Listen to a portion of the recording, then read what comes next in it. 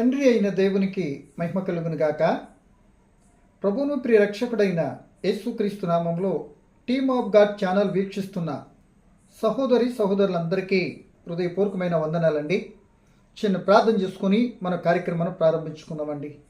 పరిశుద్ధుడైన ప్రియ పరలోక తండ్రి, మహోన్నతుడా, దయగలిగిన తండ్రి, గత కాలమంతా భయంకర దుర్దినాల్లో ఎక్కడ చూచిన నెమ్మదిన సంఘటనలలో కూడా మీ అపారమైన కృపా కనికరం చేత నీ పిల్లలైన మమ్మల్ని అందరినీ కాపాడి మీ కుమారుడైన క్రీస్తు ప్రభును బట్టి తండ్రి నేటికి మాకు అనుగ్రహించిన క్షేమాన్ని, సంతోషాన్ని, మీ సన్నిధిలో గడిపే భాగ్యాన్ని ఇచ్చినందుకు కృతజ్ఞతలు తండ్రి. సమయంలో మా తండ్రి మీ కుమారుడైన క్రీస్తు ప్రభుల వారు వ్యభిచారం చేత పట్టబడిన స్త్రీని ఖండించారా, సమర్థించారా, శిక్షించారా, క్షమించారా అనే కోణాలలో ఆలోచించడానికి నిశ్చితపడుతున్న తండ్రి, మీ ఆత్మ సహాయం చేయండి. వినబోతున్న ప్రియులైన వారందరూ ఆధ్యాత్మికంగా బలపడినట్లు, వినిన పిల్లలైన వారందరూ దీవించి బలపరిచి యావత్ ఈ కార్యక్రమానికి తండ్రి మీ ఆత్మ తోడ్పాటును ప్రసాదించుమని క్రీస్తు నామమున ప్రార్థన అడిగి వేడుకుంటున్నాను మా తండ్రి, ఆమేన్. మంచిదండి. సమయంలో మన ఒక ప్రత్యేకమైన అంశాన్ని బట్టి కొద్ది నిమిషాలు మనం ధ్యానించుకుంటానికి సిద్ధపడదామండి. ఏంటా ప్రత్యేకమైన అంశము అంటే, ప్రియమైన సోదరులారా, వ్యభిచారం చేత పట్టబడిన స్త్రీని యేసు ప్రభుల వారు ఖండించారా, శిక్షించారా, సమర్థించారా, లేక క్షమించారా అనే అంశాన్ని బట్టి కొద్ది నిమిషాలు లేఖనానుసారంగా మరి మనము ఆలోచించడానికి, వివరించుకుంటానికి ముందుకి కొనసాగుదామండి. చూడండి, ఒకానొక సమయంలో మరి ఒలీవల కొండకు యేసు వెళ్ళి తెల్లవారుగానే వాక్యాన్ని బోధించడానికి మందిరంలోనికి వచ్చాడు యేసు ప్రభుల వారు. ఆ సందర్భంలో పరిసయ్యులు, శాస్త్రులు వ్యభిచారం చేత పట్టబడిన స్త్రీని పట్టుకొని యేసు దగ్గరకు వచ్చారు. ఇక్కడ విషయం మనం గమనించాలి. వ్యభిచారం చేసేటటువంటి ఆ స్త్రీ ఒక్కతే చేయదు కదా, ఇద్దరు కావాలి కదా, ఇద్దరు కదా, స్త్రీ పురుషులు ఉండాలిగా. కానీ పురుషులను అయితే వీళ్ళు విడిచిపెట్టేశారు, స్త్రీని మాత్రం పట్టుకొని వచ్చారు. బహుశా వాళ్ళకి ఏమన్నా బంధువులై ఉండాలి, లేక ఆ వ్యక్తి పారిపోయి అయినా ఉండాలి, ఏదో మనకు తెలియదు. కానీ స్త్రీని మాత్రం ఈడ్చుకుంటూ యేసు దగ్గర తీసుకొచ్చారు అని వ్రాయబడి ఉంది. వీళ్ళు కూడా ఒకటి గమనించాలి. ధర్మశాస్త్ర ప్రకారం వ్యభిచారం చేస్తే ఇద్దరూ చేస్తారు కనుక ఇద్దరిని కూడా రాళ్లతో కొట్టి చంపాలి. కానీ ఇద్దరిని తీసుకురాలే, ఒక్కరినే యేసు దగ్గర తీసుకుని వచ్చారు, ఒక వ్యక్తిని విడిచిపెట్టారు. అంటే ధర్మశాస్త్రంలో ఉన్నటువంటి విషయాన్ని కూడా వీళ్ళకి సరైన అవగాహన లేకుండానో, అవగాహన ఉన్నా తొందరపాటు లేకపోతే ఏంటో తెలియదు, కానీ యేసులో తప్పు పట్టుకుని శోధించాలనే ఉద్దేశం ఒకటి కనబడుతుంది. కానీ వాళ్ళు వచ్చే తీరు మాత్రము సరైన విధానం రావట్లేదన్న సంగతి వారికే అర్థం కాల. కనుక ఈ భాగంలో వాక్యాన్ని మనం చదివి కొద్ది నిమిషాలు వివరణాత్మకంగా కొద్ది మాటలు మాట్లాడతాను మనం ప్రయత్నించేదామండి. చూడండి, యోహాను రాసిన సువార్త 8వ అధ్యాయము 3వ వచనం నుండి నేను చదువుతున్నానండి. శాస్త్రులను, పరిసయ్యులను వ్యభిచారమందు పట్టబడిన ఒక స్త్రీని తోడుకొని వచ్చి ఆమెను మధ్యన నిలవబెట్టి, బోధకుడా, ఈ స్త్రీ వ్యభిచారం చేయుచుండగా పట్టబడిను, అట్టి వారిని రాళ్ళు రువి చంపవలని ధర్మశాస్త్రములో మోషే మనకు ఆజ్ఞాపించాను కదా, ఆయనను నీవేమి చెప్పుదువా అని ఆయనను అడిగిరి. ఇక్కడికి ఒక మాటగా చెప్పుకుందాం. ఏమంటున్నారంటే, ఆ స్త్రీని ఈడ్చుకొని వచ్చి ఎంత భయంకరంగా పట్టుకొని లాక్కొచ్చేస్తుంటారు, ఎంత అవమానకరంగా. ఏంటి, అసలు గౌరవ మర్యాదలు కూడా లేవండి. మొత్తం మీద పట్టుకొని వచ్చారు. ఎందుకంటే ఒక్కొక్కరికి అధికారం ఉందనుకోండి, మమ్మల్ని ఏది చేసినా అడిగేటట్టు వారు, లేకపోతే ఎంతటికైనా తెగించే తత్వాలు కలిగినటువంటి వారు ఉంటారండి. ఇక పర్యవసరం ఏమవుద్దో తెలియదు. ఇక ముందు మా అధికారంతో ఏం చేయాలంటే అక్కడ పనిని మేము జరిగించడానికి ఎంతటికైనా తెగిస్తాం అన్నట్లుగా ఆ తెగింపులో ఆ వ్యక్తి ఏమైపోతాడో మాకు అనవసరం. సో యేసు మీద మాత్రం మేము నింద మోపాలి, లేదా అని శోధించాలి అన్న ఆ ధోరణి కనబడుతుంది తప్ప మరొకటి ఇక్కడేం కానరాట్లే. సో వ్యభిచారం చేత పట్టబడిన స్త్రీ అంటున్నాడు అని అంటే ఈమె వివాహితురాలే ఉండాలి. ఎందుకంటే వ్యభిచారము అని అంటే వివాహమైన స్త్రీ మరొక పురుషునితో చేసేది వ్యభిచారం. వివాహము కాకముందు ఏదైనా చేస్తుందనుకో, శరీరక్రియ చేసిందనుకోండి, ఆమెను అట్టి క్రియకు జారత్వము అంటారు. సో ఇది జారత్వం కాదు, వ్యభిచారము అంటున్నారు. అంటే భర్త ఈమెకి ఉన్నాడు, అయినా ఈమె తొందరపాటు చర్యకు మరి ప్రలోభాలకు లొంగిందా, కావాలని చేసిందా, ఏం చేస్తుందో ఇక్కడ మన పూర్తి వివరణ అయితే మనకు తెలియదు. కానీ మొత్తం మీద తను చేస్తున్నటువంటి వ్యభిచార క్రియ చేయుచుండగా పట్టుబడింది. సో ఏమో కూడా ఒకటి తెలియాలి. ఏంటో తెలుసా? ధర్మశాస్త్రం వ్యభిచారం చేస్తే రాళ్లతో కొట్టి చంపబడతాను అన్న సంగతి ఏమి కూడా తెలుసు. అయినా మొత్తం మీద దగ్గరించి చేసింది. సో ఈ మాటని ఇద్దరు చంపబడాలి కదా, ఇద్దరు రావాలి కదా, ఒక్కరైనా తెచ్చారు. లేవియాకాండము 20:10 ఏం చెప్తుందంటే, లేవియాకాండం 20:10, పరుని భార్యతో వ్యభిచరించు వానికిని అనగా తన పొరుగువాని భార్యతో వ్యభిచరించిన వానికిని ఆ వ్యభిచారిణికిని మరణశిక్ష విధింపవలెను. ఇద్దరికి మరణశిక్ష విధించాలి.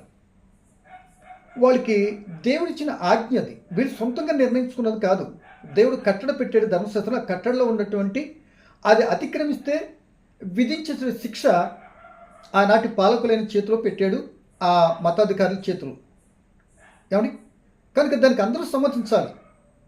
ఈ విధానంగా ఆమె ఒక్కదాన్ని తీసుకొని వచ్చి పెట్టి ఆయన ఏమడుగుతున్నారంటే, అయ్యా రాళ్ళతో కూడా చంపాలి కదా, నువ్వేం చెప్తావో అని వచ్చారట. ఏం చెప్తారని వచ్చారు అంటే ఏదో చెప్తాడు ఆయన, ఏదో చెప్తాడు. వీళ్ళు ఏమనుకుంటున్నారు, ఒకళ్ళు ఎందుకు ఆయన దగ్గర తీసుకుని వచ్చారు అని అంటే ఒక విషయాన్ని గమనించాలి. క్రీస్తు ప్రభుల వారి లోకానికి వచ్చినప్పుడు ఆ కొండ మీద ప్రసంగంలో ఓ చక్కటి మాట చెప్పారు. ఏమని అని అంటే ఆ మాట చదువు చూడండి ఒకసారి.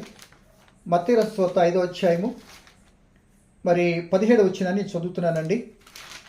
మత్తయి రాసిన సువార్త 5వ అధ్యాయం 17వ వచనం. ఈ వచనం ఎందుకు చదువుతుందో మీకు అర్థమైపోతుంది. మత్తయి సువార్త 5:17 అండి. ఏమంటుంది? ధర్మశాస్త్రంనైనను ప్రవక్తల వచనములనైనను కొట్టివేయ వచ్చితను తలంచవద్దు, నెరవేర్చుటకే గాని కొట్టువేయుటకు నేను రాలేదు. ఆకాశమును భూమియు గతించిపోయిననే గాని ధర్మశాస్త్రమంతయు నెరవేరు వరకు దాని నుండి ఒక పొల్లైనను ఒక సున్నాయినను తప్పిపోదని నిశ్చయముగా మీతో చెప్పుచున్నాను అని యేసు ప్రభువు వారు కొండ మీద ప్రసంగంలో చక్కగా వివరించారు. ఏమండి? ఈ మాటను బట్టి మనం చూస్తే ఇప్పుడు యేసు ప్రభువు వారు ఆయన ఎందుకు వచ్చాడో చెప్పబడిన మాట, ధర్మశాస్త్రం నెరవేర్చడానికి ఒక మాటలో. ఏమండి? సో ధర్మశాస్త్రం నెరవేర్చడానికి వచ్చాడు అంటే ధర్మశాస్త్రం నెరవేర్చేది ఏమవ్వాలి? అది కొట్టువేయబడాలి. అంతే కదా. నేను కొట్టువేయటం రాలేదు, నెరవేర్చడానికి వచ్చాను. నెరవేర్చి కొట్టేస్తాడు బహుశా, అంతే కదా దాని ఒక భావన. సరే, ఇలాంటప్పుడు మరి ధర్మశాస్త్రం నెరవేర్చడానికి వస్తే మీరు ఇప్పుడు వ్యభిచారం పట్టబడిన స్త్రీని ఏం చేయాలి? రాళ్లతో కొట్టి చంపాలి కదా. మన మోషే గారు చెప్పారు కదా, మనం చదువుకున్నదా లేవియాకాండం 20:10. మరి ఇప్పుడు రాళ్లతో కొట్టి చంపాలి కదా, అసలు నువ్వేం చెప్తావో అని నీ దగ్గర తీసుకొచ్చేము అంటున్నారు. అంటే వీళ్ళకి తెలుసు యేసు ప్రభువునే శిక్షించు అని అడగవసరం లేదు వీళ్ళు అసలు, కానీ వాళ్ళే చంపేయచ్చు. కానీ యేసు దగ్గర తీసుకొచ్చారంటే వీళ్ళు కుయుక్తిగా యేసుని శోధించాలని తీసుకుని వచ్చారు. ఆయన అడుగుతున్నాడు, ప్రియ దేవుని పిల్లలారా, ఆయన ఏం చేశాడంటే ఆయన అడిగి చంపవలనని అడిగితే అందుకు ఆయన మీద నేరము మోపవలని 6వ వచనం అండి, యోహాను 8:6. ఆయన మీద నేరము మోపవలనని ఆయన శోధించుచు ఇలాగూ అడిగిరి. శోధిస్తూ ఇలాగ అడిగారు. ఆయన మీద ఏం చేయాలంటే నేరము మోపాలట. ఏమండి? అసలు నేరం మోపేది ఎవరు? అపవాది. ఏంటి? అదే కదా ప్రకటన గ్రంథం 12 చదువుతున్న అపవాది. నేరం మోపేది ఎవరు? ఒకటే అపవాది. శోధించేది ఎవరు? అపవాది. అంటే ఏ స్థానంలో ఉండి ఎవరిని శోధిస్తున్నారు అంటే దేవుని భక్తులై ఉండి దైవజనులుగా ఆనాటి కాలంలో పరమ భక్తుల్లాగా కనబడుతూ వారు యేసుని దేవుని కుమారుడైన క్రీస్తును శోధిస్తూ నేరం మోపాలను చూస్తున్నారంటే ఏ రేంజ్లో ఉందో వాళ్ళ భక్తి ఒకసారి ఆలోచించండి. లేకపోతే యేసు పైన అటువంటి నేరాలు మోపేటటువంటి విధానం ఉన్నారంటే వాళ్ళ యొక్క ఆ నేచరు, ఆ యేసుపై ఉండేంత ద్వేషభావంతో ఏ స్థితిలో ఆయన మీద మరి ద్వేషభావం ఉందో మనకు అర్థమవుతుంది. కనుక సరే వీళ్ళు చెప్పగానే యేసు ప్రభువారు ఇప్పుడు రాళ్ళతో కొట్టి చంపాలి అని అన్నాడు అనుకోండి, బేష్ ఓకే, మనవాడి కనుక మరి ధర్మశాస్త్రం చక్కగా పాటించాడు అన్నట్టుగా అక్కడికి ఆగుతుంది. సో యేసు ప్రభుల వారి గురించి మరొక మాట ఆయన ఈ లోకానికి వచ్చిన తర్వాత చెప్పబడింది ఏంటో తెలుసా ఏమండి? నశించిన దాన్ని వెతికి రక్షించడానికి క్రీస్తు ప్రభు వచ్చారని లోక సువార్త 19:10 మనం చూస్తాం. ఒకటి. రెండవ మాటగా అపోస్తలుడు పౌలు గారు తిమోతికి రాస్తూ చెప్తున్న మాట ఏంటంటే, మొదటి అధ్యాయం 15 వచనం ఏమని అంటే, పాపులను రక్షించడానికి యేసుక్రీస్తు లోకంలోనికి వచ్చినను వాక్యం నమ్మదగినది, పూర్ణ అంగీకారముకి యోగ్యమైనది. అది నమ్మదగినది. ఆయన ఆ పాపులను రక్షించడానికే వచ్చాడు. ఒకటి. ఆ పాపంతో నశించిపోతున్నటువంటి వారినే మరేంటి బ్రతికించడానికి వచ్చాడు. రైట్. ఇప్పుడు రెండు విషయాలు ముందు కనబడుతున్నాయి. ఒకటి, ధర్మశాస్త్రంతో ఈ మరి నెరవేర్చడానికి వచ్చినటువంటి ఆ మాట నెరవేర్చాలి. అట్ ద సేమ్ టైం మరి ఆయన పాపిని రక్షించడానికి వచ్చాడు కానీ పాపిని శిక్షించడానికి రాలేదు కనుక మరి ఇప్పుడు పాపం నుండి ఆమె శిక్షించకుండా విడుదల చేయాలి, ధర్మశాస్త్రం ప్రకారం చంపాలి. ఏది చేస్తావు నాయన, నీ ముందే పెడుతున్నాము అని వాళ్ళు తెలివిగలవాళ్ళు అనుకుని ఇరకాటంలో పెట్టేసినట్టుగా యేసుని ప్రశ్నించారు. చాలా పర్యాలు బలహీనలైతే ఎవరైతే ఉంటారో 10 మంది కలిగినటువంటి నోరున్న వాళ్ళు ఏం చేస్తారంటే రకరకాలుగా ఏవేవో మాట్లాడేసేసి డిమ్మి కొట్టీలని చూస్తారు. అది ఎంతో కాలం సాగదనుకోండి. సో ఇక్కడ కూడా అలాగే చాలా విషయాలు మాట్లాడేస్తున్నారు, పోర్సు తెస్తున్నారు. ఏమని? ఆయనేమో ఆ చెప్పగానే ఇప్పుడు పాపిని రక్షించడానికి వచ్చిన మాట నెరవేర్చాలా? ఆయన ధర్మశాస్త్రం నెరవేర్చడానికి వచ్చినాను కనుక అదే వ్యభిచారం చేత పాపి అయినటువంటి స్త్రీని చంపాలా? చావు బ్రతుకు రెండు ఆయన ముందు పెట్టబడి ఏం చేయాలి ఇప్పుడు అంటే, ఒక రకంగా మనం జనరల్గా మాట్లాడుకుంటే ముందు చూస్తే నుయ్య, వెనకాల చూస్తే గొయ్య అన్నట్టుగా ఉంది కదా, ఉంటుంది మరి పరిస్థితిని బట్టి. అప్పుడు యేసు ప్రభువు వారు ఏం చేస్తున్నారంటే ఈ మాట వినిన తర్వాత నేల మీద ఏవేవో రాసుకుంటున్నాడట. నేల మీద రాసుకుంటున్నాడట. సరే ఏంటి యేసు మరేం చెప్పాడు? మరలా పోర్సు తెచ్చారు. ఆయన మీద పోర్సు తెచ్చారు. ఆ మాటకు వచ్చేస్తుంటూ 7వ వచనం నేల మీద అంటే, అయితే యేసు వంగి నేల మీద వ్రేలుతో ఏమో వ్రాయిచుండెను. వారాయనను పట్టు వదలక అడుగుచుండగా ఆయన తల ఎత్తి చూచి, మీలో పాపం లేనివాడు మొట్టమొదట ఆమె మీద రాయి వేయవచ్చునని వారితో చెప్పి మరలా వంగి ఆ నేల మీద ఏవో వ్రాసుకుంటున్నాడు అని లేఖనం సెలవిస్తుంది. ఇప్పుడు ఓకే, మీరు వచ్చిన కార్యం చేసేయండి, రాళ్ళు పట్టుకోండి అన్నాడు. బహుశా పట్టుకున్నారు. ఒక నిమిషం, మీలో ఎవరైనా సరే పాపం లేనటువంటి వారు ఎవరైనా ఉంటే ఇప్పుడు మీరు చేయవలసినటువంటి పనిని మీరే కంప్లీట్ చేసి నా ఎదురుగుండా నేను కూడా అనుమతిస్తున్నాను. మీకు నన్ను అడిగారుగా, నేను కూడా చెప్తున్నాను అన్నట్టుగా చెప్పిన మాట ఏంటి అని అంటే, మీలో పాపం ఎవరైతే చేయలేదో అట్టివారు ముందు మొట్టమొదట రాయి వేసి కొట్టండి, ఇక తర్వాత అందరూ కొట్టేయచ్చు. అంటే మీలో పాపం లేనివాడు మొదట ఏం చేయాలి? ఆమె మీద రాయాలి. పాపం లేనివాడు ఒక్కడు పాపం లేనివాడు రాయేస్తే బహుశా పాపం ఉండోడు కూడా కొట్టేయచ్చేమో. ముందు ఒక రాయి పడుతుంది కదా, తర్వాత ఎన్నైనా పడవచ్చు అన్నట్టుగా ఆయన చెప్పేటప్పటికీ వెంటనే వారి యొక్క హృదయంతరంగాలు గుచ్చుకొనినట్లుగా ఒకసారి పేతురు గారు ప్రసంగం చేసేటప్పుడు కూడా యేసు ప్రభువుని మీరు చంపేశారు కానీ తండ్రి దేవుడని తిరిగి లేపాడు, అందుకు మీ సాక్షులు మీరే చంపేశారు అని అనగానే డైరెక్ట్గా చెప్పాడు, అమ్మోయ్ ఇప్పుడైతే మేము ఏం చేయాలని హృదయంలో గుచ్చుకొని ప్రశ్న అడిగినట్లుగా ఆ దేవుని మాట ఆ పేతురుగా చెప్పినప్పుడు వాళ్ళ హృదయాలు అలా తాకింది, అలా గ్రహింప చేసింది. ఇప్పుడు యేసు ప్రభువులు పాపం లేనివారు రాయేయండి అని అనగానే వీళ్ళు ఒక్కసారిగా వాళ్ళ హృదయాలు నొచ్చుకున్నాయో ఇక్కడ చెప్పబడలేదు. కానీ వాళ్ళు ఏ పని చేయాలని వచ్చారో ఆ పనిని చేయకుండా ఒకరి తర్వాత ఒకరు జారుకున్నారు, వెళ్ళిపోయారు. ఎవరూ లేరు. బాగా గమనించాలి, చక్కటి మాటలు చెప్తున్నాను.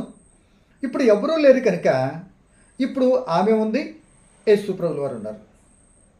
ఆయన కూడా రాయటం మానేసి తల ఎత్తి చూశాడు. ఆ మాట చదువుకొని మరలా కొద్దిగా ముందుకెళ్ళటానికి ఆలోచనలో ప్రయత్నం చేద్దామండి. 9వ వచనం.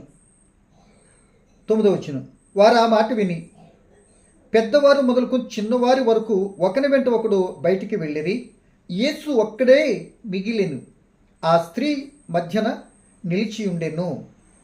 యేసు తల ఎత్తి చూచి, అమ్మా, వారు ఎక్కడ ఉన్నారు? ఎవరునూ నీకు శిక్ష విధింపలేదా అని అడిగినప్పుడు ఆమె, లేదు ప్రభువా అనెను. అందుకు యేసు, సరే ఇప్పుడు ఇక్కడ ఏం జరిగింది? అందరూ రాళ్ళిసే కొట్టమనగానే ఎక్కడ వాళ్ళు అక్కడికే వెళ్ళిపోయారు. ఆమె ఒక్కతే మిగిలింది.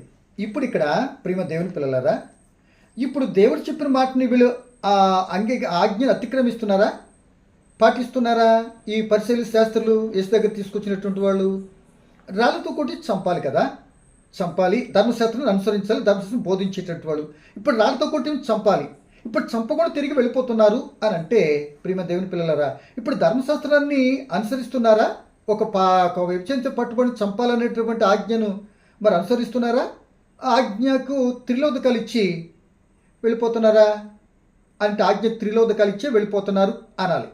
బాగా గమనించాలి. ఎందుకు అంటే దేవుని పిల్లలారా, వాళ్ళు ఏమై ఉన్నారో యేసు చెప్పేంత వరకు వాళ్ళకి తెలియలే. ఈ రోజున యేసు దగ్గరికి, దేవుని వాక్యం దగ్గరికి రానంతవరకు లోకంలో ఎవరి జీవితమైనా నువ్వేం చేస్తున్నది ఏంటో నీకు తెలియదు, ఏం చెయ్యాలో కూడా నీకు అర్థం కాదు. ఆయన చెప్పినప్పుడు మాత్రమే, ఆ దేవుని యొక్క మాట మాత్రమే మనకి వినినప్పుడు మాత్రమే ఏది చేస్తున్నామో ఏది చేయాలో చెప్పగలిగింది. అంటే యేసు ప్రభుల వారు చెప్పేంత వరకు కూడా వీరు తప్పులో ఉన్నాము, మేము పాపంలోనే ఉన్న సంగతి వీరికి అర్థం కాల. బాగా గమనించాలి. లోకంలో నేను జరుగుతున్న స్టోరీ ఇదేనండి. అనేక మంది పెత్తందారితనంతో, అనేక రకాలైన కలిగినటువంటి ఉందాతనంతో ఉన్నటువంటి వారు కానీ లేనటువంటి వారైనా వారు ఏదైనా చేసేసి మా తప్పేమీ లేదు అని వీళ్ళు తప్పులో ఉన్నటువంటి వారై ఉండి కూడా ఎదుటి వ్యక్తి యొక్క తప్పులకు శిక్షించేటటువంటి చర్యలు తీసుకుంటారు. ఇదిగో ఇలా అలాంటి వారు ఎవరు అని అంటే, ఒక రకంగా భక్తిలో ఉన్నటువంటి వారు అనుకోనాలి, లోకానుసారంగా తిరిగే దుష్ట సంబంధమైన వ్యక్తులు, భక్తిలో ఉన్నటువంటి విధానంలో దుష్టుని విధానం చేత నడిపించబడేటటువంటి వారుగా తీసుకునవచ్చు మనం, అంతే కదండి. కనుక వీళ్ళు ఏం జరిగిందంటే, వాళ్ళు వెంటనే వెళ్ళిపోయారు. కనుక వీళ్ళు తమ తప్పును ఎరగట్లే. యేసు ప్రభువులు అన్నారు ఆ కొనవి ప్రసంగంలోనే, మీరు ఎవరికైనా తీర్పు తీర్చకుడి అన్నాడు. ఏమండి, మరొక మాట కూడా ఏమంటాడంటే, నీ కంటిలో దూలను పెట్టుకున్నావా, ఎదటి కంటిలో నలుసును నువ్వు ఎలా తీయాలనుకుంటున్నావు, నీకు నువ్వు బోధించుకోవద్దా అన్నట్టుగా ఇలాంటి వాక్యాలన్నీ కూడా వాళ్ళకి వర్తింప చేయొచ్చు. వాళ్ళు ఏమీ తీసుకోలే. ఈ పరిశీలన శాస్త్రాలు అనేటువంటి వాళ్ళ యొక్క స్టెబిలిటీ ఏంటి అని అంటే, వాళ్ళు చెప్పేటటువంటి వారు చేసేటువంటి వారుగా వాళ్ళు ఉండరు. మరో రకంగా అటువంటి క్యారెక్టర్గా ఉన్నారు కనుక యేసుప్రభులు ఏమన్నారంటే, మీరు సర్పపు పిల్లలు మీరు, అంటే పాము పిల్లలు మీరు అన్నాడు. ఏమండి, ఇంకెలా కాదు, వేషధారులు, సున్నకొట్టిన సమాధులు మీరు అని ఎన్నో రకాలుగా వాళ్ళని అనేక రకాలు మాట్లాడిన సందర్భం ఉంది. లేక దేవాలయంలో ఖరాబ్ చేసేస్తే, దొంగలు కూర్చేస్తే దాన్ని క్లీన్ చేసి అలా చేయొద్దని గద్దించే సందర్భంలో ఇవన్నీ కూడా యేసు మీద ఎంతో కక్షపూనేరు. వాళ్ళు మా పనులకి అన్నిటికీ అడ్డొచ్చేస్తున్నాడు ఈయన అన్నట్టుగా వాళ్ళ భావన. ఎలా ఉండి, వాళ్ళ తప్పులో ఉండి ఏ తప్పు లేనటువంటి యేసు ప్రభుని మచ్చలేని గొర్రె పిల్లగా, నాలో పాపముందా అని సవాలిసినట్టు యేసు ప్రభు దగ్గరే వీళ్ళ వేషాలు. ఏమండి, గమనించండి ఒకసారి. కనుక వీళ్ళు ఏం చేశారంటే, అట్లా వెళ్ళిపోయేటప్పటికి మిగిలిన దాళ్ళు ఎవరంటే యేసు ప్రభుల వారు, ఆ వ్యభిచారం చేత పట్టబడిన స్త్రీ ఒక ఆమె. బాగా గమనించాలి. మరి ఇప్పుడు యేసు ప్రభుల వారు ఈమెని ధర్మశాస్త్ర ప్రకారం శిక్షించాలి అన్నా, ఒకరు ధర్మశాస్త్రం అనుసరించడానికి వచ్చాడు కదా, ధర్మశాస్త్ర ప్రకారం శిక్షించాలంటే ఒక్కరు ఇద్దరు సాక్షులు కావాలి. ఏమండి, మీరు ఆ మాట చదువుకున్నట్లయితే మరి చూడండి, ద్వితీయోపదేశ కాండంలో ఓ చక్కటి మాట ఉంటుందండి. 19వ అధ్యాయము మరి 15 వచ్చిన అనుకుంటా. కొద్దిగా చిన్న వివరణ. సో ఈరోజు ఎలాగైనా 10 నిమిషాలు లేట్ అవుతుందండి. అంశం మాత్రం ఒక చక్కటి భావనతో కూడిన, ఇంతకు మునుపు ఎప్పుడు వినని రీతిలోనే కొద్ది మాటలైతే జ్ఞాపకం చేయాలని ఆశపడుతున్నా, దేవుడు నాకు ఇచ్చిన ఆలోచన మేరకు సత్య సంబంధముగా సో ఇక్కడ మనం చదువుకున్నాం చూడండి 19వ అధ్యాయము ఏమండి ద్వితీయోపదేశకాండం 12వ అధ్యాయం 15 వచ్చిన నేను చదువుతున్నానండి. ఒకరు చేయి సమస్త పాపములలో ఏ అపరాధమును గూర్చియే గాని ఏ పాపమును గూర్చియే గాని ఒక సాక్షి యొక్క సాక్ష్యం అంగీకరింపకూడదు. ఇద్దరు సాక్షులు మాట మీదనైనను ముగ్గురు సాక్షులు మాట మీదనైను ప్రతి సంగతి స్థిరపరచబడను అప్పుడు శిక్షించవచ్చు. ఇదే 17వ అధ్యాయంలో కూడా మనకు కనపడుతుంది. సో మరి ఇప్పుడు యేసు ప్రభువును శిక్షించాలి ధర్మశాస్త్రం ప్రకారం. మరి ఇప్పుడు సాక్షులు లేరుగా, ధర్మశాస్త్రంకి అక్కడ మరి అప్లై అయినట్టు కనబడట్లేదుగా. ధర్మశాస్త్రం ప్రకారమే శిక్షించాలని తీసుకొచ్చారు. ధర్మశాస్త్రం ప్రకారం శిక్షించాలనుకున్నటువంటి వారు మీ సాక్ష్యం చెప్పడానికి వచ్చినటువంటి వారు తోక ముడుచుకెళ్ళిపోయారు, వెళ్ళిపోయారు. ఇప్పుడు కొంత ఊరట కలిగించినట్టు ఉన్నా మరి ఇప్పుడు ధర్మశాస్త్రం నెరవేర్చడానికి వచ్చిన యేసు ప్రభు ఏం చేయాలి? ధర్మశాస్త్ర ప్రకారమైన ఆమెను శిక్షించాలి. ఇప్పుడు ఏం చేశాడు?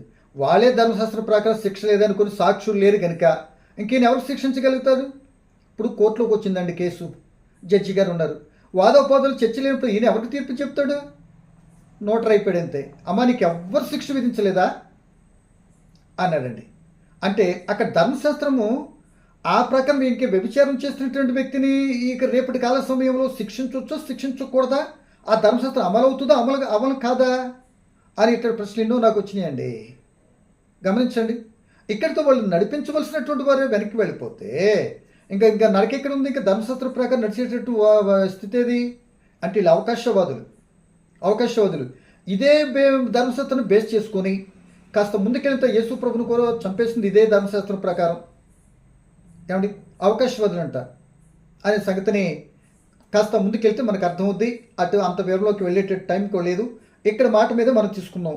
ఆయన ఒక్కడే మిగిలిపోయాడు. ఆయన అన్నాడు అమ్మా అని పిలవగానే ఆమె గుండె మరి తరించుకుపోయి ఉండొచ్చు. ఇంత పనికిమాల స్థితిలో పట్టబడిన స్థితిని బట్టి వీళ్ళందరూ వెళ్ళిపోయారు కదా, ఈయనేం శిక్షిస్తాడో ఏంటో అన్నట్టుగా ఏమో టెన్షన్ పడుతుంటే ఆయన నోటంటూ వచ్చిన మాట ఏంటో తెలుసా? ఏమండి ఒక వ్యభిచారిని అమ్మా అని పిలిచాడండి.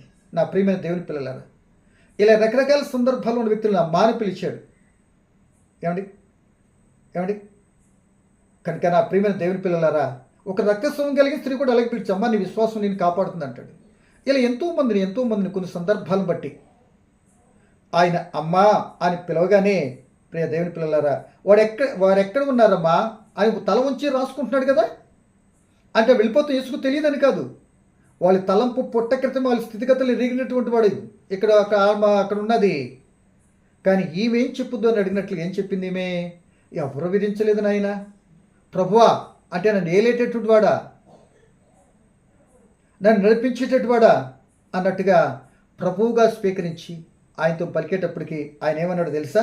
ప్రియమైన దేవుని పిల్లలరా, ఆయన ఏమన్నప్పుడు శిక్ష విధింపు నేను కూడా నీకు శిక్ష విధింపును అంటున్నాడు. ఎందుకని? నేను కూడా శిక్ష విధింపును. మరి పాపానికి లేకపోతే తప్పు చేసిన వ్యక్తి శిక్ష ఉందా లేదా? పోనీ మేము క్షమాపణ కోరిందా? అయ్యా నన్ను క్షమించని కాళ్ళ మీదైనా పడిందా? లేదే. అనేక సందర్భాల్లో యేసు ప్రభువు వారు క్షమాపణ కోరినట్టు వారిని క్షమించాడు. వాళ్ళ అజ్ఞానంతో ఉన్నటువంటి వారిని కూడా వారి అజ్ఞానం తెలియపరచడానికి, వాళ్ళు గ్రహించడానికి, వారు తప్పు చేస్తున్నటువంటి వారు ఎదురుకుండా ఉన్నా సరే అడగకపోయినా ఏం చేశాడు ఆయన? ఆ సెలువు పైన క్షమించినట్లుగా మనకి ఎన్నో విషయాలు మనకి లేఖనాల్లో కనబడుతుంటాయి. సో దాని వివరంలోకి వెళ్తే మనకు ఇప్పుడు కాదు కనుక, అంటే ఎందుకు నేను శిక్షించును అంటున్నాడు అంటే ఒకవేళ వాళ్ళు శిక్షించలేని స్థితిలో వాళ్ళు వెళ్ళిపోయారు. ఓకే, ఇప్పుడు ఒక శిక్షించాలి అంటే నేనే శిక్షించాలి. ఎందుకని? నాలో ఏ పాపం లేదు. నాలో పాపం ఉందా ఎవరన్నా స్థాపించగలరా? నేను మచ్చలేని గొర్రెపిల్లని, నువ్వు పాపివి. శిక్షించాలంటే నేను శిక్షించేటువంటి హక్కు ఉంది. ఇక ధర్మశాస్త్రాలుగా నేను కాపాడే స్థితిలో లేనిది కాపాడే పరిస్థితిలోనికి వచ్చింది పరిస్థితి కనుక ఈ సమయంలో నేను ఎందుకు వచ్చాను తెలుసా? నీలాంటి పాపంతో ఉన్నటువంటి బ్రతుకులకు మార్గాన్ని చూపడానికి. ఆ పాపంలో ఉన్నావు కనుక ఆ పాపానికి శిక్ష ఉంది, భయంకర నరక శిక్ష ఉంది. ఆ శిక్ష నుండి నువ్వు తప్పించుకోవాలి. నేను తప్పించబడాలి అంటే నా మాట విని నా మాట ప్రకారం నీవు ఇక నుండి నువ్వేం చేయకూడదు, ఇక పాపం మాత్రం చేయకూడదు. ఇప్పుడు చేసిన దానికి ఇంత శిక్ష వచ్చిందంటే ఇప్పుడు నా మాట మీరు చేయొద్దన్న పనిని కాదర్ చేయకుండా మరలా తిరిగి గాను పాపం చేస్తే నీ బ్రతుకు మరింత సంకటపడుతుంది అనే సంగతిని తెలియపరిచినట్లుగా చెప్పి, నేను పాపిని శిక్షించడానికి రాలేదమ్మా, నేను పాపిని ఏం చేసింది తెలుసా, క్షమించడానికి వచ్చి, పాపను విమోచించడానికి వచ్చి, నీ పాపక్రియలు నేను తీసుకొని నిన్ను ఆ పరలోకం చేర్చడానికి మార్గం చూపడానికి వచ్చా అని అన్నట్లుగా యేసు ఆమెకు శిక్ష విధింపలేదు. ధర్మశాస్త్ర ప్రకారం ఆయన ఏం చేశాడు, ఆమె రాళ్లతో కొట్టి చంపలేదు. మరి ఇప్పుడు శిక్షించలేదు, బాగా గమనించాలి, శిక్షించలేదు ఏమండి, ఆమెను మరి ఏం చేశాడు, శిక్షించలేదు, మరి సమర్థించలేదు. ఆయన సమర్థించలేదు. సరే తప్పు చేసే పోతే అని సమర్థించలేదు, శిక్షించలేదు. అంటే ధర్మశాస్త్రం ఎట్ ద సేమ్ టైం నెరవేర్చాడు. ఆయన రాళ్ళతో కొట్టాలంటే పాపం లేనిటువంటి కానీ ధర్మశాస్త్రం ఇదైపోయింది, అక్కడ నెరవేర్చాడు కొట్టేది. కానీ ఇక్కడ పాపిని ఏం చేశాడు సార్, విమోచించాడు. పాపిని ఏం చేసి విమోచించాడు. కనుక నా ప్రియమైన దేవుని పిల్లలరా, ఇక్కడ ఒక దెబ్బకి 2 పిట్లు అంటగా, ఇక్కడ ఇంకోలా తీసు ఒక దెబ్బకి 3 పిట్లు అని అంట. నేనైతే ఎలాగంటే అట్ ద సేమ్ టైం పెద్దల యొక్క మతాధికారుల యొక్క కళ్ళు తెరిపించి మీరు పాపులు అని చెప్పాడు. వాడు చెప్పేంత వరకు తెలుసుకుని వెళ్ళిపోయారు. ఈ వ్యభిచారం చేత పట్టుబడిన స్త్రీ రాళ్ళతో కొట్టి చంపబడాల్సిన ఆమెకు క్షమాభిక్ష పెట్టినట్లుగా, క్షమాభిక్ష అన్నట్లుగా ఆ ధర్మశాస్త్ర సంబంధమైన మరణం నుండి విమోచించాడు. తర్వాత పాపిని రక్షించడానికి వచ్చాడు కనుక ఆ పాపాన్ని వెల ఆయన చెల్లించి ఆమె నుంచి విమోచించి ఇక పాపం చేయొద్దు అని చెప్పాడు. అంటే ఈ మాటను బట్టి మీరు నేను బాగా ఆలోచించవలసినటువంటి ఇంకొక గొప్ప విషయం చెప్పి నేను ముగించడానికి ఇష్టపడుతున్నా. ఇదే ఇప్పుడు చెప్పాల్సినటువంటి చాలా ఇంపార్టెంట్ అయిన మాటని మరి నేను మెన్షన్ చేయాలని ఇష్టపడుతున్నా. ఏంటి ఆ మాట అంటే, ఇక్కడ యేసు ప్రభువుల వారు ఇది ఏదో $1000 ప్రశ్న ఏదంటారు అన్నట్టుగా చాలా పర్యాలు చాలామంది దైవజనం ద్వారా విన్నప్పుడు మరి ఏవేవో చెప్పినట్టు అనిపించింది నాకైతే. మరి నేను చెప్పే ఈ ఒక్క మాట కూడా వాక్యానుసారమైన విధానంలో ఉందా లేదని చూసి న్యాయమైతే స్వీకరించండి. ఒకవేళ అది కరెక్ట్ కాదని పక్కన పెట్టండి. లేదు ఒక లోపమైన ఉంటే తప్పనిసరిగా నన్ను ప్రేమించేటటువంటి వాళ్ళైతే నాకు ఫోన్ చేయండి, తప్పనిసరిగా సరిదిద్దుకుంటానని ఈ మాట చెప్పడానికి ఇష్టపడుతున్నా. ఏంటి అంటే నా ప్రేమైన సోదరులారా, ఈ కమిట్మెంట్ ఉండాలి మనకి. ఒక్కొక్కసారి దుష్టుడు బాగా చెప్తున్న దైవ జీవనానికి పేరు ప్రఖ్యాతులు ఒక్క మాట స్లిప్ అయిందా మొత్తం టర్న్ ఓవర్ అయిపోద్ది. మనం చూసారు కదా అడవుళ్ళు, అలా ఉంటుంది. కనుక దాన్ని ఒక్క మాట ఏదో జరిగిందని ఒక్క మాట అనుకుంటే సమస్యలు ఉండవు. అబ్బాయి మరి ప్రెస్టేజ్ అడ్డవుతుంది కదా, ఎందుకంటే ఏమండి. కనుక ఇక్కడ యేసు ప్రభుల వారు యేసు వంగి నేల మీద ఏదో వ్రాయిస్తున్నాడు అని ఉందండి. ఏం రాస్తున్నాడు అన్నది ప్రశ్న. సో ఏం రాస్తున్నాడు అంటే ఇక్కడ వ్రాసేదేంటో కనబడట్లే. వ్రాసే వ్యక్తి యేసు ప్రభులు కనబడుతున్నారు, వ్రాస్తున్న స్థలము కూడా కనబడుతుంది. ఎవరైనా పని చేస్తే పని వెనకాల కనబడుతుంది. అసలు వాస్తవంగా కోత కోతే కోత పొనలు కనబడతాయి, కోతగాడు అంటారు. ఈయన వ్రాసే నేల కనబడుతుంది, వ్రాసే అయిన వ్రేలు రాస్తున్నట్టు కనబడుతుంది, కానీ వ్రాత కనబడట్లే. చిత్రంగా ఉంది కదా. కనుక ప్రదేని బిడ్డలారా, సో ఒకళ్ళు ఏమి రాసి ఉంటాడు అనేది ప్రశ్న. ఇప్పుడు మనం ఎలా ఆలోచించాలంటే దీనికి కన్సల్ట్ ఏదైనా వాక్యం ఏదైనా ఉందా, దీని జతపక్షి అంటారు కదా, ఒకవేళ దీన్ని బలపరిచే సపోర్ట్ చేసే వాక్యాలు ఏమైనా ఉన్నాయా? ఆ సపోర్ట్ వాక్యాలు కానీ ఇక్కడ మరి ఆలోచిస్తూ దాన్ని సమన్వయపరుచుకుంటూ వెళితే కొద్ది న్యాయం చేసినట్టే ఉంటుంది అనే సంగతిని నేను జ్ఞాపకం చేయాలని ఆశపడుతున్నా. ఎలాగంటే మనకు తెలుసు కదా, దేవుడు మోషేని సీనాయి కొండపైకి పిలిచారు. ఏమండి, మరి అవన్నీ మీకు తెలుసు కనుక రిఫరెన్స్ చెప్తాను, మీరు చదువుకోండి. కాల వ్యవధిని బట్టి ముందుకెళ్తానికి ఇష్టపడుతున్నాను. మీరు 24 అధ్యాయం చదువుకుంటూ మోషేను కొండ మీదకి రమ్మని పిలిచారు, మొత్తం మీద వెళ్ళారు.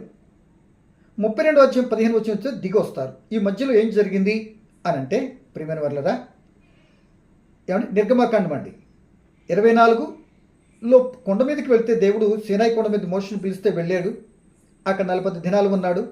ఆ 40 దినాల్లో దేవుడు తన చేతి వ్రేళ్లతో 10 ఆజ్ఞలు పలకల మీద వ్రాసి మోషే గారికి ఇచ్చారు. బాగా గమనించాలి, ఆయన వ్రేళ్లతో వ్రాసాడు. ఇంకో మాట కూడా చెప్పి వివరిస్తానండి. అదే 34 అధ్యాయంలోకి వస్తే ఈ మొదటిసారి పలకలు పగలగొట్టడం జరిగింది, మీకు అందరికీ తెలిసిందే. ఇదే 34 అధ్యాయం రెండో పర్యాయం సినాయి కొండ మీద రమ్మన్నాడు, మరలా పలకల మీద రాసిచ్చారు. మొత్తం మీద ఆ పలకలు కూడా తీసుకొని ఇశ్రాయేల్లోనికి వచ్చాడు. ఇప్పుడు ఆ ధర్మశాస్త్రం పలకలను బట్టే ఇశ్రాయేల్ యొక్క ఆ నడకంతా నడవాలి. అది మేనిఫెస్టో అనుకో, లేకపోతే వాళ్ళకి ఇచ్చిన కట్టడ నియమ నిబంధనలు విధులు అవి పాటించాలి. అవి పాటించినప్పుడు మాత్రమే ఆయన ఆయన ఇస్తానటువంటి దీవెని ఇస్తానికి అవకాశం ఉంటుంది. ఏమండి, ఆ ధర్మశాస్త్రం పొందుకున్న ఇశ్రాయేలీలు ఆ నడుస్తున్న పరిస్థితుల్లో మరి ఇది చేతి వ్రతం రాయబడింది కనుక మరొక మాటగా చూస్తే ఈ మాట నేను చదువుతానికి ఇష్టపడుతున్నానండి. మీరు చూడండి, దానియేలు పుస్తకము చూడండి, దానియేలు గ్రంథము, దానియేలు పుస్తకము 5వ అధ్యాయము మరి 4వ వచనాన్ని నేను చదువుతున్నానండి. 4వ వచనాన్ని నేను చదువుతున్నానండి. ఇక్కడ సందర్భం ఏంటంటే, మరి నెబుకద్నెజర్ రాజు బెల్షస్సర్ గారు ఉన్నారు. వాళ్ళ నాన్నగారు దేవునికి మందిరం నుండి మరి కొట్టుకొచ్చిన బంగారు పాత్రలన్నీ కూడా వాళ్ళ ధనాగారంలో ఉంటే ఈయనకి ఆనందం పొంగిపోయి ఒక విందు పార్టీ చేసుకుంటుంటే ఆ దేవుని పాత్రలన్నీ తెచ్చేసి ద్రాక్షరసం పోసేసో తాగేస్తున్నారు. ఇప్పుడు ద్రాక్షరసం తాగేస్తే ఏమవుతుందండి, పాత్రలే కదా అని అనకండి. ఆ పనిముట్లన్నీ కూడా దేవుని కొరకు ఒక రోజు ప్రతిష్ఠింపబడినవి. అవి ఎక్కడున్న దాని ప్రతిష్టత పోదండి.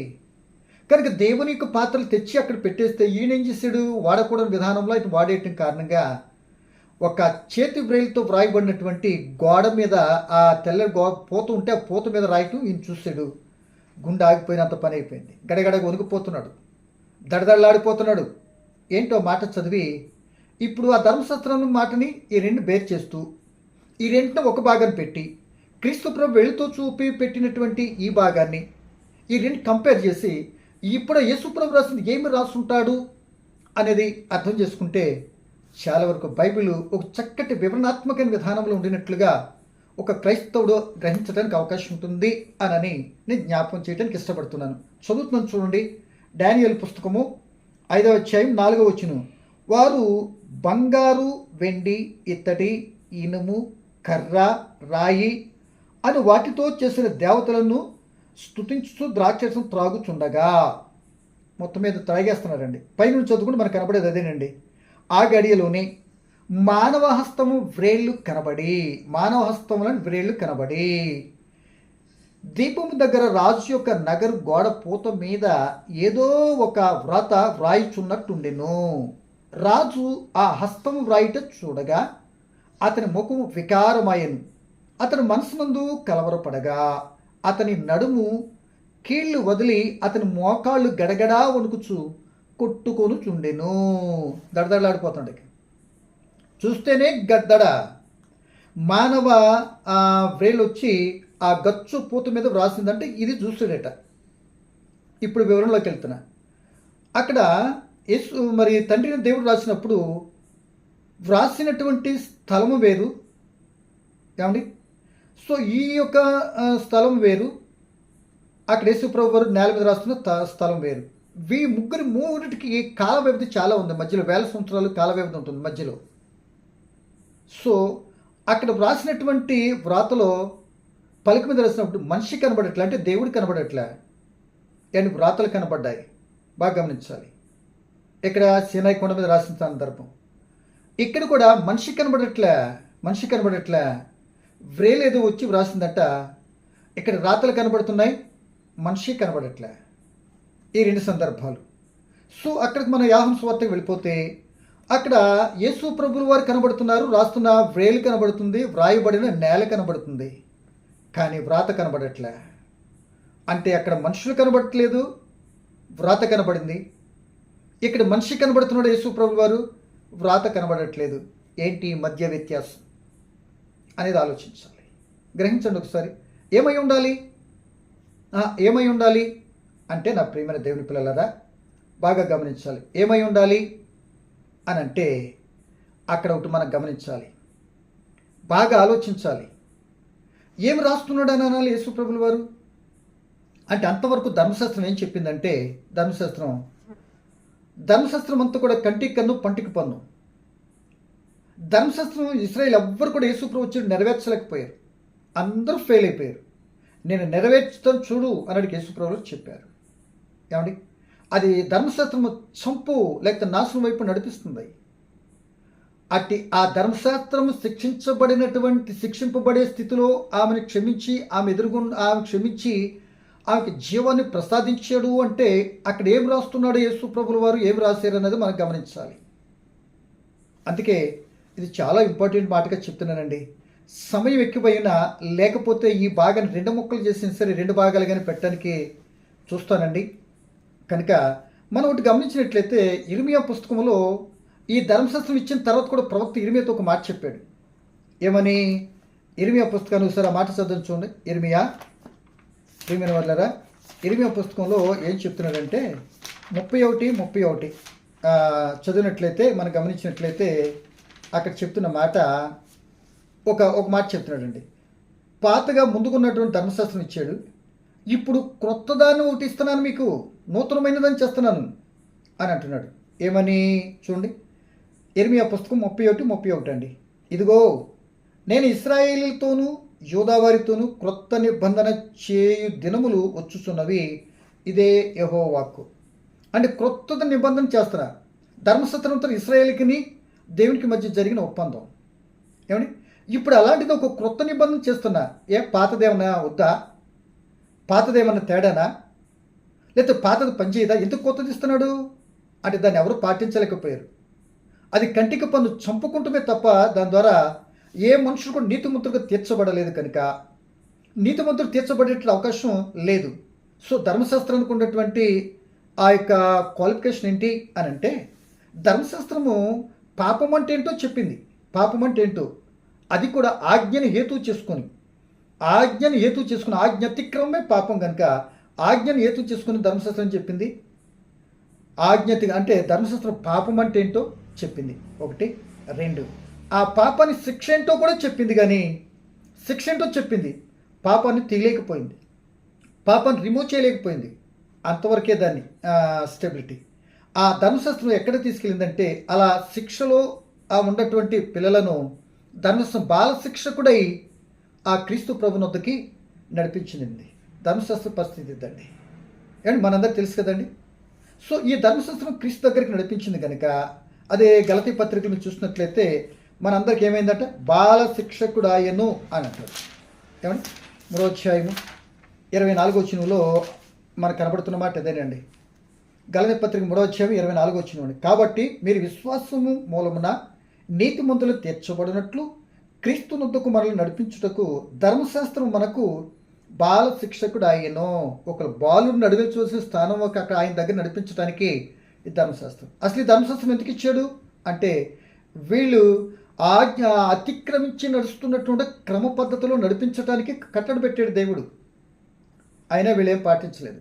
ఈ విషయము 1 తిమోతి పత్రిక 1వ అధ్యాయం 11వ వచనం చూసుకుంటే కరెక్ట్గా దాని వివరణ ఎందుకు ఇవ్వబడిందో అక్కడ చెప్పబడుతుంది. సో ఇప్పుడు మనకి ఈ విధంగా బాల శిక్షకుడి వద్దకు నడిపించబడింది కనుక ఏమండి, ఇప్పుడు నడిపించబడింది అని అంటే ఇక ధర్మశాస్త్రం చేయలేంది ఈ బాల శిక్షకుడిగా ఉండి యేసునొద్దకు నడిపించిందంటే ధర్మశాస్త్రం చేయలేంది యేసుప్రభు ఇప్పుడు చేస్తాడు. మాట అర్థమైందండి. యేసుప్రభులు చేస్తారు. ఏం చేస్తారు?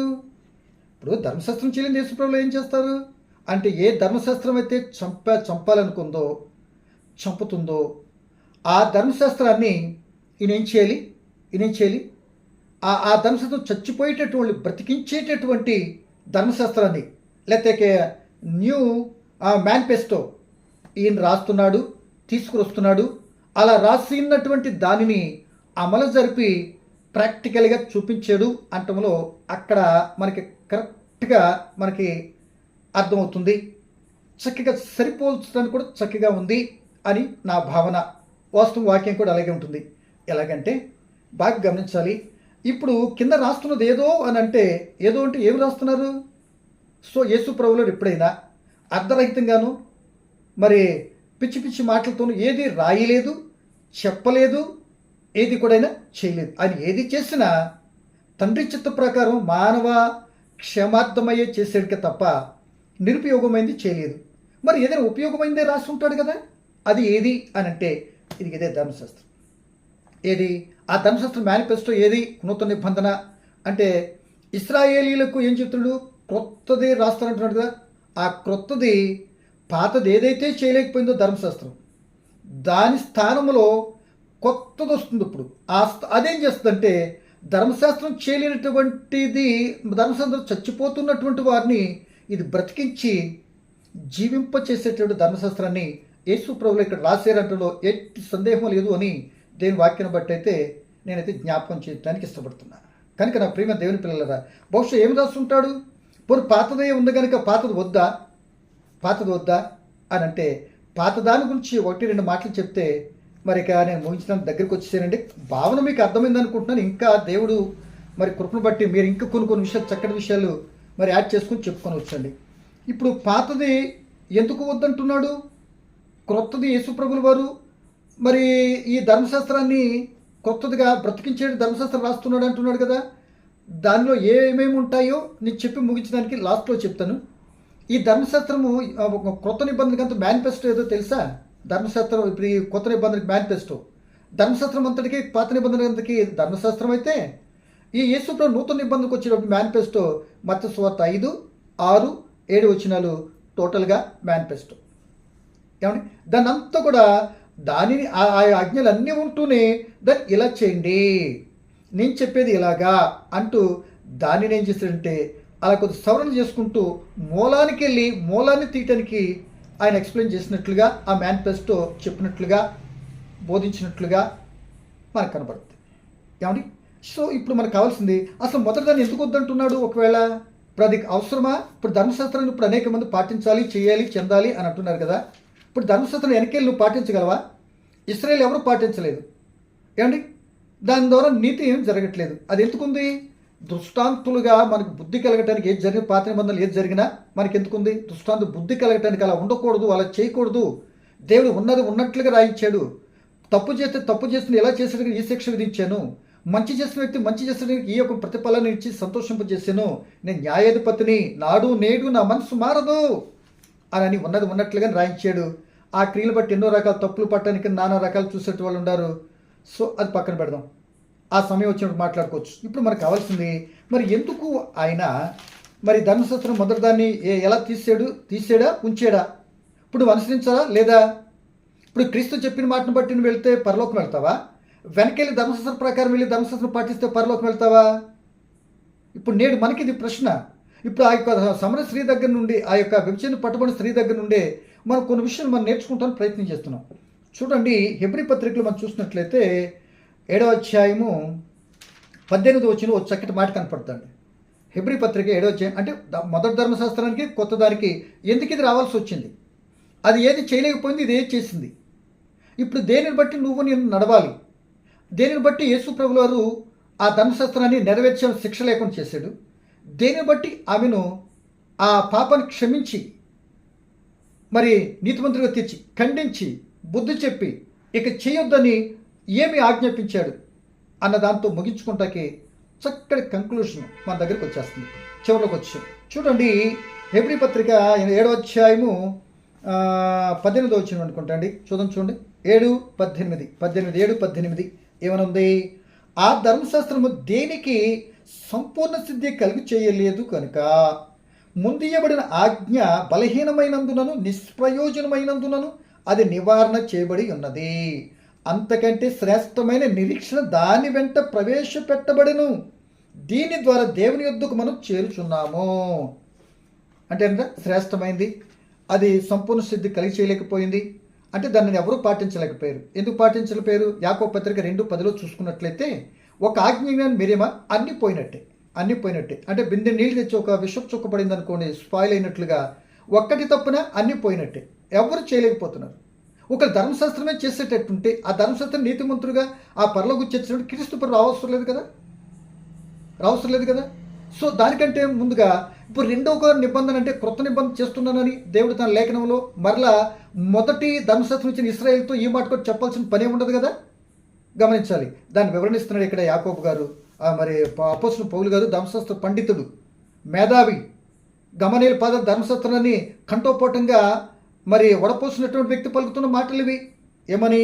మొదటిది కార్యసిద్ధి కలిగి చేయలేకపోయిందట, అందుకైతే నివారణ చేయబడిందట. దానికంటే దాని స్థానం శ్రేష్టమైనది వచ్చిందట. ఆ శ్రేష్టమైనది అంటే చెప్పుకొని ముగించుకుంటాం అన్నాం కదా, చెప్పాను కదా, కొద్ది నిమిషాలు లేట్ అయిన తప్పదు, ఒకదాంతో ముగించుకుందాం అనుకుంటున్నాం. అలాగే మీరు చూసినట్లయితే 8వ అధ్యాయము 7వ వచనం, 8వ అధ్యాయం ఇదే ఎబ్రీ పత్రిక 8, 7వ వచనం. అనగా ఆ మొదటి నిబంధన లోపం లేనిదైతే రెండవ దానికి అవకాశమే ఉండనేరదు. సో దాని మొదటిది కొద్ది లోపంగా ఉంది కనుక రెండో దానికి అవకాశం వచ్చింది అంటున్నాడు. ఇదే ఎబ్రీ పత్రిక 8, 13 వచనం. ఆయన క్రొత్త నిబంధనని చెప్పుట చేత మొదటిది పాతదిగా చేసి ఉన్నాడు. ఏది పాతగిలి ఉడికిపోవునో అది అదృశ్యమోటు సిద్ధముగా ఉన్నది అంటున్నాడు. ఏమండి, మనకి ఈ విధంగా మనకు కనబడుతుంది. మరొక మాట చదువుకొని ముగించుకుంటూ ప్రయత్నించేద్దాం. 10వ అధ్యాయం 9వ వచనం. ఇదే ఇప్పుడు ఈ పత్రిక 10వ అధ్యాయం 9వ వచనం. ఆయన చిత్తం నెరవేర్చుటకు ఇదిగో నేను వచ్చి ఉన్నానని చెప్పుచున్నాడు. ఇవన్నీ ధర్మశాస్త్రం చొప్పున అర్పింపబడుచున్నవి. ఆ రెండవ దాన్ని స్థిరపరచుటకు మొదటి దానిని కొట్టివేయుచున్నాడు. ఏంటంటే కొట్టేసాడు అని చెప్తున్నాడు. ఈ మాటని అపోస్తలుడు పౌలు గారు కొలసీ సంఘంతో ఏం చెప్పాడంటే, ప్రియ దేవుని పిల్లలారా, ఆ మాట కూడా చదువుకున్నాం చూడండి. కొలసీ సంఘం 2వ అధ్యాయం 13వ వచనం, 13, 15 కలిసి ఉండేయండి. నేను చదువుతున్నాను. కొలసీ పత్రిక 2వ అధ్యాయం 15 వచనం అనుకుందాం. దేవుడు వ్రాతరూపకమైన ఆజ్ఞల వలన మన మీద రుణముగా మనకు విరోధముగా నుండిన పత్రమును మేకులతో సిలువకు కొట్టి దాని మీద చేవ్రతను తుడిసివేసాను. మనకు అడ్డం లేకుండా దాన్ని ఎత్తివేశాడు.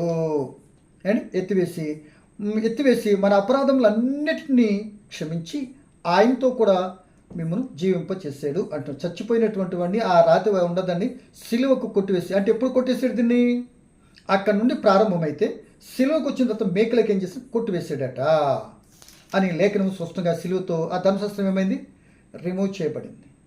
అంటే అది నెరవేర్చబడింది. అది నెరవేర్చేసాడు. ఎందుకంటే నెరవేర్చేసాడు కనుక ఇప్పుడు దాని స్థానాలకు శ్రేష్టమైన విలువైనది మరొకటి వచ్చింది అంటున్నాడు. ఆ శ్రేష్టమైన విలువైనటువంటి విధానమే ఆ యేసు ప్రభుల వారు ఆ నేల మీద వ్రాస్తున్నాడు అంటలో సందేహం లేదేమో. అక్కడ ఆ యొక్క నిబంధనలో ఏమి ఆజ్ఞలు ఉంటాయి అని అడిగితే, ప్రియ దేవుని బిడ్డలారా, ఆ నిబంధనలో కృప, ప్రేమ, క్షమాపణ, విశ్వాసము అనేటటువంటి విధానముతో ఉన్నటువంటి విధానాన్ని ఆ ధర్మశాస్త్రము అంటే ఆ క్రీస్తు ప్రభువు రాసినటువంటి విధానంలో అవి కనబడుతున్నాయండి. అదేనండి నేటి కాలపు ధర్మశాస్త్రము. అదేనండి క్రీస్తు ప్రభువు ధర్మశాస్త్రాన్ని ఆ ప్రకారము మనం అనుసరిస్తే ధర్మశాస్త్రం చేయలేనటువంటి క్రియ, ఆ చచ్చిపోయేటువంటి పరిస్థితి, ఇదిగో ఈ కృప ద్వారా, ఆయన ప్రేమ ద్వారా, ఆయన దయ కనికరం ద్వారా, ఆయన నమ్మటం ద్వారా ఇప్పుడు మనం ఏమిటి ఉచితముగా నీతిమంతులుగా తీర్చబడి ఆ తండ్రి ఉన్న పరలోకానికి చేరేటువంటి మార్గము, ఆ యొక్క కొత్త నూతన విధానాన్ని క్రీస్తు ప్రభుల వారు ఆ సందర్భంలో వ్రాసినట్లుగా మనం గ్రహించితే ఎంత బాగుంటుందండి. అలా తీసుకుంటే ఎంత బాగుంటుంది. అందుకే ఈ ముందు చెప్పాను కదా, ఇది కృపతో కూడింది. అప్పుడు ధర్మశాస్త్రాన్ని ఆయన నెరవేర్చాడు. పోయింది కదా, నెరవేర్చేసాడు, దాన్ని కొట్టేసాడు, సిలువ మరణంలో. సో ఇక తర్వాత పాపిని ఏం చేసి తెలుసా? రక్షించాడు. అంటే ప్రియదేవుని బిడ్డలారా, శిక్షించలేదు, ఏమండి, ఆమెని సమర్థించలేదు, ఆమెకి ప్రాణభిక్ష పెట్టాడు. పరిసర శాస్త్రంలో ఏం చేశాడు తెలుసా? వాళ్ళు నిజస్థితిని ఒప్పుకునేటట్లుగా, మేము ఈ పనికి చేయకూడదు, మేము చేసి తప్పు అనే తప్పు తెలుసుకునేటట్లుగా యేసు చెప్పారు. ఈమె కూడా ఖండించాడు. ఒక రకంగా తన జీవితానికి ఒక చక్కటి నూతన మార్గాన్ని తెలియపరిచి నూతన జీవ సృష్టిగా మార్చుకుని, ఇక నువ్వు పాపం చేయొద్దు, మంచిగా బ్రతుకు, ఇక నువ్వేం చేయదు, పాపం చేయదు, నువ్వు కృపచేతనే రక్షింపబడ్డావు, క్షమించబడ్డావు, చచ్చిపోయిన బ్రతికించబడ్డావు, ప్రేమను చూపే నేను సమస్త దోషాలు నీకు కప్పేశాను, అర్హత లేని నీకేం చేసింది తెలుసా? కృప ద్వారా నేను రక్షించాను, నేను దయ చూపాను, కరుణ చూపాను, నీ స్థానాన్ని నేను తీసుకొని నా స్థానాన్ని నీకిచ్చి ఆ పరలోకం వెళ్ళేటటువంటి విధానంలో దానినే నేనేం చేసింది తెలుసా? అక్కడ వ్రాస్తున్నా.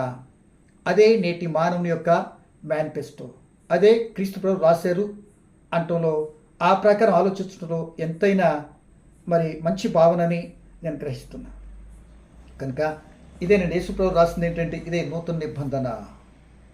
నీకు దీనిలోకి మార్పు ఉండదు, ఇక దీన్ని పాత దానిలా కొట్టేయటం ఉండదు, ఏం లేదు. కంటిన్యూ ఎప్పుడు వరకు ఆ యేసుప్రభు స్థాపించిన రక్షణ మార్గాన్ని అట్ట ధర్మశాస్త్రం ప్రకారం చావకుండా, ధర్మశాస్త్రమైనా ఎవరైనా ఏ మనుషులైనా క్రీస్తు ప్రభు కృపచేత ఆయన దగ్గరకు వచ్చి నమ్మకంతో విశ్వాసంతో ఆయన ఎవరైతే ఆశ్రయిస్తారో వారు మరణములో నుండి జీవంలోనికి వెళ్ళిపోతారు.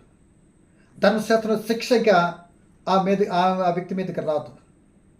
అట్టి స్థితి ఎంతవరకు అంటే స్థాపించి ఆ ధర్మశాస్త్రం పెట్టి వెళ్ళిన క్రీస్తు ప్రభు పరలోకం వెళ్ళారు, స్థలం సిద్ధపరిచి తిరిగి వచ్చేంతవరకు ఇది కంటిన్యూ అవుద్ది. నా ప్రియమైన సోదరులారా, ఒక్క విషయాన్ని గమనించుకోండి. ఈ మాటలు విని అర్థం చేసుకుని ఒకళ్ళు ఇంకా నువ్వు రక్షణ పొందిన వ్యక్తిగా ఉంటే ధర్మశాస్త్రం ఆజ్ఞలు పాటిస్తున్నావు, ఈ పాటిస్తున్నావు, అది కదా నీకు కావాల్సింది. నీ నిజస్థితి ఎరిగేటటువంటి స్థితి ఎక్కడ ఉందంటే నువ్వు తప్పులో ఉండవా, చేస్తున్న తప్పు నష్టమో కష్టమో లేకపోతే నీ మీదకి ఏవి ఎంతో ప్రమాదం తెచ్చిపెడుతుందో గ్రహించాలి అంటే ప్రియమైన బిడ్డ, ధర్మశాస్త్రం కింద ఉంటే నీకు అర్థం కాదు. ధర్మశాస్త్రం పాటిస్తున్న వారికే మీ తప్పులో ఉన్న సంగతి అర్థం కాలేదు యేసుప్రభు చెప్పేంత వరకు. ఇప్పుడు నీకు నాకు మనకు కూడా యేసుప్రభు వచ్చి చెప్పిన తర్వాత కొంత రక్షింపబడ్డాం. ఇంకా రక్షింపబడటానికి ఇంకా నువ్వు రక్షణ పొందిన వ్యక్తిగా ఉంటే నీ స్థితి ప్రమాద స్థితి కనుక యేసు ప్రభు దగ్గరికి కృపచేత ఆయన దగ్గరకు వచ్చి ఆయన కృప పొందుకొని ప్రేమను పొందుకొని ఆ ధర్మశాస్త్రం లోనయ్యి రక్షణ పొందుకుని ఇక ఎప్పటికీ నీ జీవితం పాపం చేయకుండా ఉంటే నీ బ్రతుకు ధన్యకరం.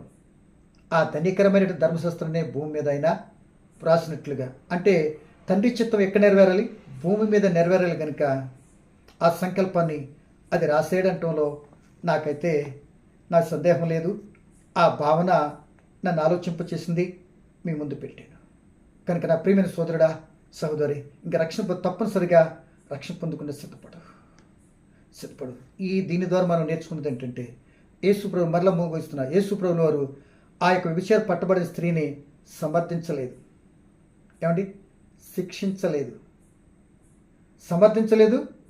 శిక్షించలేదు. ఏం చేశాడు తెలుసా? ఆయన ఏం చేశాడు? ఆయన ఖండించాడు. అది వద్దు, ఇది చేయి అని ఆజ్ఞాపించాడు అనుకోండి, ఖండించాడు. తర్వాత తన జీవితాన్ని దిద్దుకొనమని, మార్పు చెందమని, మంచిగా బ్రతకమని, చక్కటి జీవితాన్ని చచ్చిపోవలసిన వ్యక్తికి చక్కటి జీవితాన్ని ప్రసాదించాడు. అట్ ద సేమ్ టైం ధర్మశాస్త్రాన్ని నెరవేర్చాడు, పాపం వ్యక్తిని రక్షించాడు. తను చేయవలసిన కార్యాన్ని చేయటానికి చక్కటి మంచి శ్రేష్టమైనటువంటి పాత ధర్మశాస్త్రాన్ని రిమూవ్ చేసి కొత్త ధర్మశాస్త్రంగా మన ముందు పెట్టాడు. ఇటు విషయాలు గమనించి ఇంకా క్రియలు పాప పరిస్థితులు ఉంటే ప్రమాదం అని గుర్తెరిగి సోదరుడా సహోదరి ఒక్కసారి మనసు పెట్టి ఆలోచించు.